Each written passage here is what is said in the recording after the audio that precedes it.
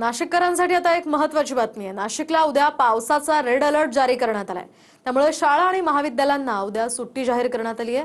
शिवाय परिसरात ढगफुटीची शक्यता वर्तवण्यात आली आहे। त्यामुळे बाहेर जाणं टाळा असं आवाहन मुख्यमंत्र्यांकडून करण्यात आलंय।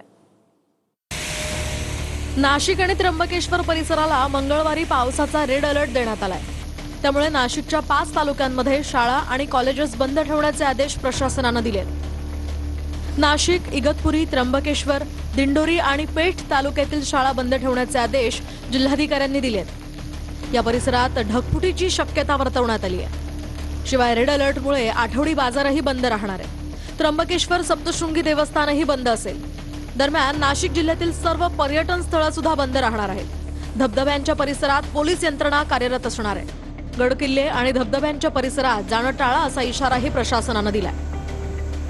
जो काही नाशिक आणि त्र्यंबकेश्वरचा मधला भाग आहे, या भागामध्ये ढगफुटी उद्या संभावित आहे किंवा त्या प्रकारचे निर्देश आपल्याला प्राप्त झालेले आहेत। ही ढगफुटी देखील मेजर ढगफुटी असू शकते। जवळपास 300 mm पाऊस या ढगफुटीमुळे या सगळ्या भागामध्ये होऊ शकतो।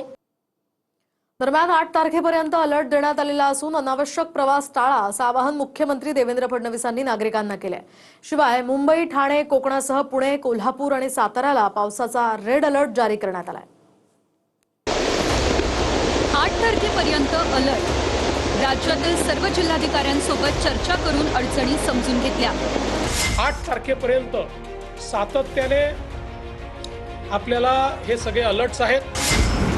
उद्या नाशिकला अलर्ट, ढगफुटीची शक्यता, कमी दाबाच्या पट्ट्यामुळे 300 मिमी पावसाचा अंदाज। उद्याचा अलर्ट नाशिकला आहे। या मेजर डिप्रेशनमुळे जो काही नाशिक आणि त्र्यंबकेश्वरचा मधला भाग आहे, या भागामध्ये ढगफुटी उद्या संभावित आहे। मुंबई पुणे एक्सप्रेस वेवरून मुंबईकडे येणारी 1 लेन सुरू, तर पुण्याकडे जाणारी 3 लेन सुरू। पुण्याकडे जायचा जो मार्ग आहे त्याच्यावर 3 लेन सुरू आहेत, पण मुंबईकडे यायच्या मार्गावर एकच लेन चाललेली आहे। मुंबई गोवा महामार्गावर कशेडी घाटासह 8 ठिकाणी दरड कोसळली। मुंबई गोवा हायवे जो आहे याच्यावर कशेडीला एक फार मोठा लँडस्लाइड त्या ठिकाणी काल रात्री झाला। जवळपास एक डोंगरच पूर्ण कोसळून तो खाली आला। रायगडमध्ये भरपूर पाऊस, सावित्री नदीसह 4 नद्यांनी धोक्याची पातळी ओलांडली। इंद्रायणीवरील 4 पूल पाण्याखाली। रायगडच्या सगळ्या आपल्या पश्चिमी घाटाच्या भागामध्ये मोठ्या प्रमाणात पाऊस आहे। आपल्या ॲव्हरेज पेक्षा कितीतरी पट जास्त पाऊस हा आपल्याला झालेला पाहायला मिळाला। सावित्री नदीने धोक्याची पातळी ओलांडली आहे। मुंबई अहमदाबाद महामार्गावर पावसाचं पाणी साचलं।